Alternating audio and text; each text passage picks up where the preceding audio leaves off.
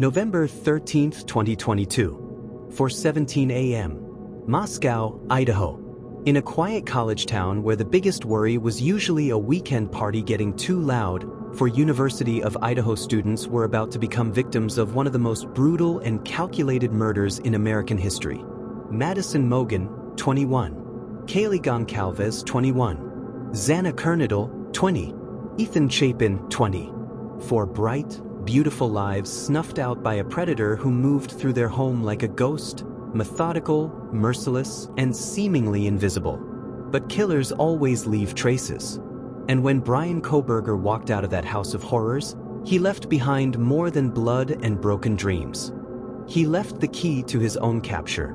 A single drop of DNA on a knife sheath that would unravel one of the most sophisticated manhunts in modern criminal history.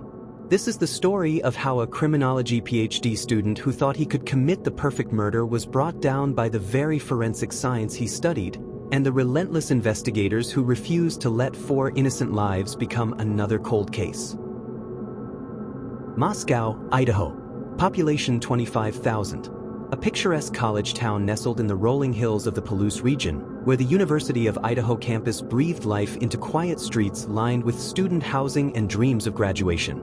1122 King Road looked like any other college rental house. 3 stories of worn siding and college memories, home to 6 roommates navigating the final months of their university experience. It should have been filled with laughter, late-night study sessions, and the casual chaos of young adult life. Instead, it became a crime scene so horrific that seasoned investigators would struggle to describe what they found without breaking down. The call came in at 11:58 a.m. on November 13th, 8 hours after the killer had already vanished into the dawn. Dylan Mortensen and Bethany Funk, the 2 surviving roommates, had awakened to a silence that felt wrong. Their friends should have been stirring, making coffee, complaining about hangovers from the night before. Instead, there was only the kind of quiet that follows unspeakable violence. When police arrived expecting to find college students who had simply overslept, they discovered something that would haunt Moscow, Idaho forever. 4 young people had been stabbed to death in their beds, not random victims of a break-in gone wrong, but targets of a killer who had planned every step with the precision of someone who understood exactly how to take human lives. Madison Mogen and Kaylee Goncalves were found together on the 3rd floor, their friendship extending even into death. On the 2nd floor, Xana Kernodle and Ethan Chapin had been discovered in Xana's bedroom, their young love story cut tragically short by a killer's blade. The brutality was almost incomprehensible. These weren't crimes of passion or desperation. They were executions carried out by someone who took pleasure in the act of killing. The coroner would later reveal that each victim had suffered multiple stab wounds, inflicted with a weapon that police would eventually identify as a K-bar-style military knife. But perhaps most chilling was what investigators found missing. There were no signs of forced entry, no evidence of sexual assault, no indication that robbery had been the motive. This was something far more sinister, the work of a killer who had come to King Road for one purpose only, to murder. The scene told a story of methodical violence. The killer had moved through the house systematically, targeting specific victims while leaving the 2 surviving roommates untouched on the 1st floor. This wasn't random. It was planned, calculated, and executed by someone who knew the layout of the house and the routines of its residents. As investigators processed the crime scene, they realized they were dealing with something unprecedented. A mass murder committed by someone sophisticated enough to enter and exit without detection, organized enough to leave minimal evidence, and calculating enough to target specific victims while sparing others. The killer had made only one critical mistake, and it would prove to be his downfall. In the blood-soaked chaos of 1122 King Road, investigators found very little physical evidence. No fingerprints on surfaces the killer might have touched. No footprints leading to or from the house. No witnesses who had seen anyone suspicious in the area. But in Madison Mogen's bedroom, crime scene technicians discovered something that would change the course of the entire investigation: a black K-bar knife sheath lying next to one of the victims. The sheath appeared to have been dropped accidentally, a single oversight by a killer who had otherwise been meticulous in avoiding detection. It was made of black leather, designed to hold a large military-style fighting knife, and most importantly, it contained microscopic biological evidence that would eventually lead investigators directly to Bryan Kohberger. DNA analysis would later reveal that genetic material found on the button snap of the knife sheath belonged to someone who wasn't supposed to be in that house. The DNA didn't match any of the victims, any of the surviving roommates, or anyone else who had legitimate access to the property. It belonged to the killer. The discovery of the knife sheath was both a breakthrough and a frustration. While investigators now had concrete physical evidence linking an unknown suspect to the murders, they still had no idea who that suspect might be. The DNA profile could eliminate potential suspects, but it couldn't identify the killer until they had someone to compare it to. What investigators didn't realize at the time was that the owner of that DNA was sitting in a criminology classroom just 8 miles away, probably discussing the very forensic techniques that would eventually bring him to justice. Bryan Kohberger was in his first semester as a PhD student in criminology at Washington State University, studying the criminal mind and the investigative techniques used to catch killers. His academic focus on criminal psychology and forensic science would have given him detailed knowledge about how crime scenes are processed and how investigators build cases against suspects. But if Kohberger thought his academic background would help him commit the perfect murder, he was about to learn that even the most carefully planned crimes leave traces, and that the investigators hunting him were far more skilled than he had anticipated. The knife sheath represented more than just physical evidence. It was a direct challenge to law enforcement. Someone had walked into a house full of sleeping college students, murdered 4 of them with a large military knife, and then carelessly dropped the sheath next to one of his victims. It was almost as if the killer was taunting investigators, leaving behind a calling card that said, "Here's your evidence. Now catch me if you can." The challenge had been issued. The hunt was about to begin. While DNA from the knife sheath provided investigators with physical evidence of the killer's identity, solving the case would require more than just genetic material. They needed to build a comprehensive profile of their suspect's movements, behaviors, and digital footprints in the hours and days surrounding the murders. The breakthrough came from an unexpected source: cell phone data that painted a picture of someone who had been obsessively stalking the King Road house for months before the murders took place. Analysis of cell tower records revealed that a phone registered to Bryan Kohberger had been in the vicinity of 1122 King Road at least 12 times between late June and the morning of the murders.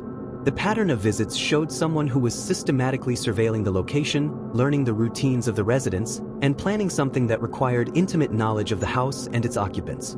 Most damning was the cell phone data from the night of the murders themselves. Kohberger's phone had been in the area of King Road around 4 a.m., precisely when investigators believed the murders had occurred. After that, his phone had traveled rapidly away from Moscow, heading toward Pullman, Washington, where Kohberger was a graduate student. But the digital evidence extended far beyond just cell phone data. Investigators discovered that Kohberger had an extensive history of online research into the victims and their social media accounts. He had been following their Instagram posts, studying their daily routines, and gathering intelligence that would allow him to strike when they were most vulnerable. Amazon purchase records provided another crucial piece of the puzzle. After obtaining a search warrant for Kohberger's online shopping activity, investigators discovered that he had purchased a K-bar-style knife and sheath, the exact type of weapon used in the murders and the exact type of sheath found at the crime scene. The purchase had been made months before the murders, showing that Kohberger's planning had been extensive and premeditated. This wasn't a crime of opportunity or passion. It was a carefully orchestrated campaign that had been months in the making. Vehicle identification became another key element in building the case against Kohberger.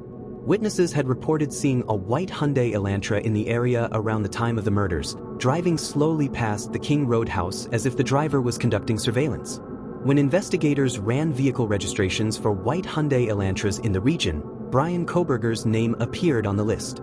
His car matched not only the make and model reported by witnesses, but also the year and general description of the vehicle seen near the crime scene.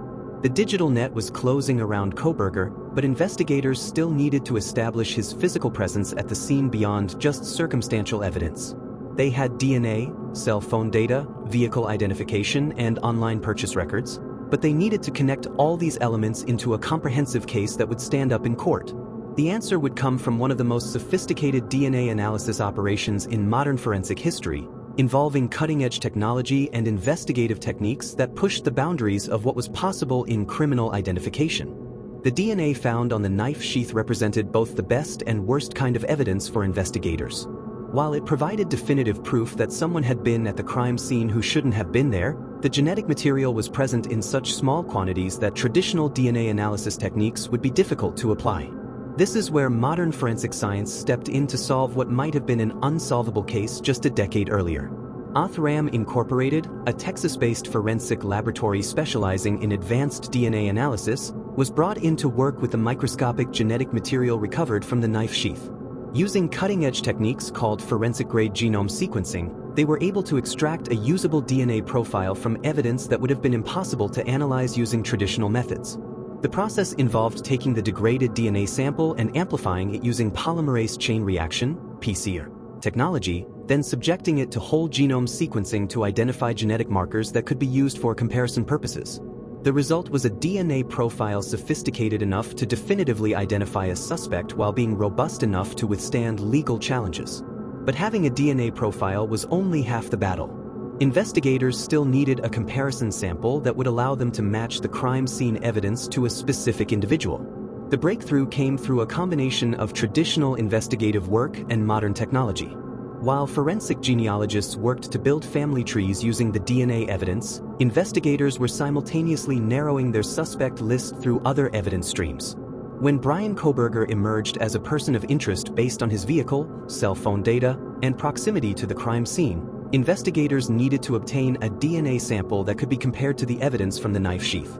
The opportunity came when Kohberger drove from Washington State to Pennsylvania for Christmas break with his family. During the cross-country drive, he was pulled over multiple times by law enforcement officers who were ostensibly conducting routine traffic stops but were actually part of a coordinated surveillance operation designed to monitor his movements. One of these stops provided investigators with the opportunity they needed. After Kohberger was released with a warning, investigators collected DNA evidence from items he had handled during the stop, evidence that could be legally obtained without a warrant and used for comparison purposes. When the DNA from this traffic stop was analyzed and compared to the genetic material recovered from the knife sheath, the results were definitive. Bryan Kohberger was the source of the DNA found at the murder scene. The statistical probability that the DNA belonged to someone other than Kohberger was calculated to be less than 1 in several trillion, making it virtually certain that he had been in physical contact with the knife sheath found next to the victims. With this DNA match confirmed, investigators had the final piece of evidence they needed to obtain an arrest warrant.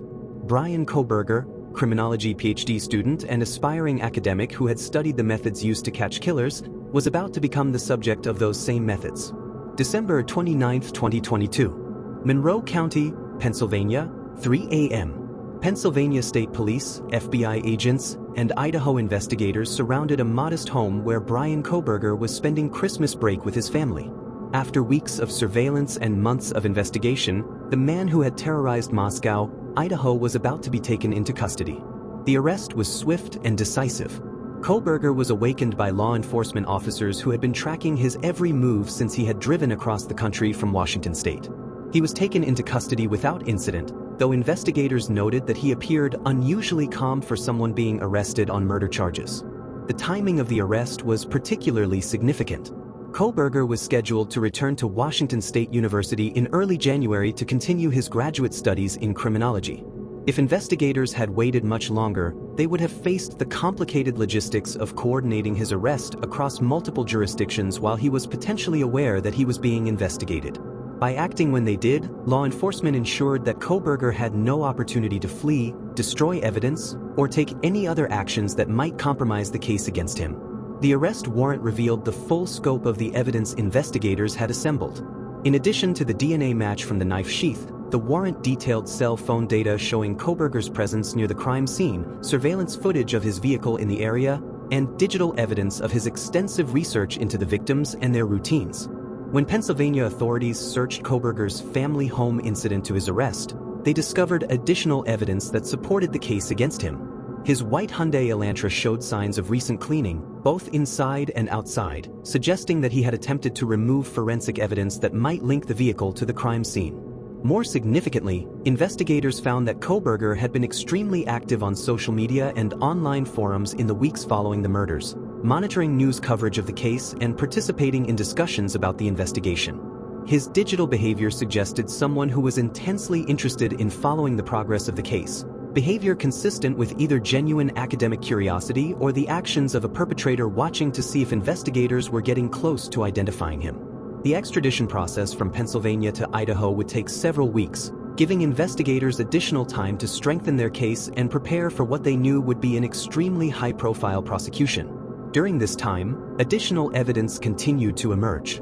Digital forensic analysis of Kohberger's computers and electronic devices revealed extensive research into the victims, the layout of their house, and forensic techniques that might be used to investigate their murders. Perhaps most chilling was the discovery that Kohberger had taken a course in forensic psychology during the fall 2022 semester, the same semester during which he was apparently planning and executing the King Road murders. His academic work included papers and presentations on criminal behavior, investigative techniques, and the psychology of violent crime. The irony was devastating. While Kohberger was studying how law enforcement catches killers, he was simultaneously planning to become one himself.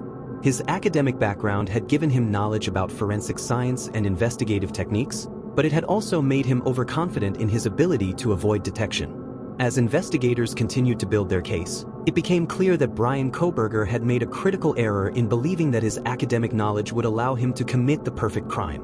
Instead, his education had made him predictable, and his attempts to apply theoretical knowledge to actual criminal behavior had left a trail of evidence that pointed directly back to him. As the case against Bryan Kohberger took shape, investigators and criminal psychologists began trying to understand what had motivated a promising graduate student to commit such a brutal and seemingly senseless crime. The psychological profile that emerged was deeply disturbing. Kohberger appeared to be someone who had become obsessed with the idea of committing the perfect murder, viewing his academic studies not as preparation for a career in criminal justice, but as research for his own criminal activities. Analysis of his academic work revealed a pattern of fascination with violent crime that went beyond normal scholarly interest. His papers and presentations consistently focused on the most brutal and sensational cases, with particular attention to crimes that had remained unsolved or where perpetrators had initially evaded capture. But what made Kohberger particularly dangerous was his apparent belief that he could combine academic knowledge with criminal behavior to commit murders that would never be solved. He had studied the mistakes made by other killers and believed he could avoid similar errors through careful planning and superior intelligence. The reality was that Kohberger's academic background had actually made him more likely to be caught, not less. His research into forensic techniques had made him predictable to investigators who understood how criminology students think about crime scenes and evidence collection. More importantly, his belief in his own intellectual superiority had led him to take risks that a more experienced criminal might have avoided. The decision to leave the knife sheath at the crime scene, for example, appeared to be the result of overconfidence rather than carelessness. Investigators also discovered evidence that Kohberger had been planning the King Road murders for months, possibly as early as June 2022 when his cell phone first appeared in the vicinity of the house. This extended planning period suggested someone who was methodically preparing for violence while maintaining the facade of a normal graduate student life. The premeditation extended to his choice of victims. While police have not released information about whether Kohberger had any prior connection to the 4 students he murdered, the pattern of his surveillance suggested that he had specifically targeted the King Road house and its residents rather than selecting them randomly.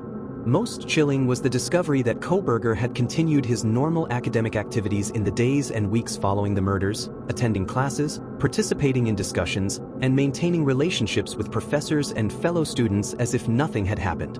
This ability to compartmentalize his criminal behavior and continue functioning normally in social and academic settings suggested a level of psychological detachment that made him particularly dangerous. He wasn't someone who had killed in a moment of passion or desperation. He was someone who could plan and execute multiple murders and then return to his normal life without apparent emotional distress.